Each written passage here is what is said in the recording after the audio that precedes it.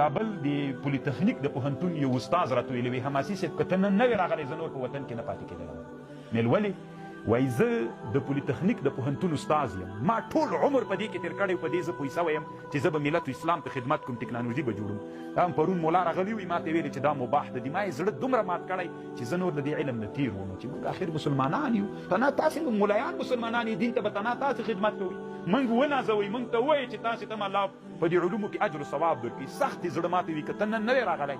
قسم په الله نور زه د وطن نه تللم او نور ما دا علم ته د پای ټکی کېښود تاسې موږ دومره ناهیلي کړو اوس طالبانو که دا د وطن نه تللی وي هغه پوهنتون کې هغه استادانو ته چې ته د مباحو خبرې کوي ځکه ګوره طالبانو مثلا ته ما ته وایې دا خبر داسې ده ما علمي منلې ده ته یو چڼي ما ته راجګېږي ما ته وایي داسې ده نو ما باندې چې په زور منې د ټوکر په زور باندې یا مې وظیفې نه لرې کوي یا بله خبره راته کوي ما علمي منلې ما به زړه څومره مات شي هغه علوم چې چا کړي طالبانو ټول عمر کې تېر کړی هغوی دا ذهنونو منلې ده نو هغوی سره ته علمي چلند وکړه دا چلند مه ورسره کوه چې مباح ده دا یې د حل لاره نه ده په دې ډېر خلک طالبانو الله مکړه چې موږ د اسلام له دایرې نه باس ګوري مسؤلیت دی به تاسې علماو ډېر خطرناک خبر ده دا طالبان په قرآن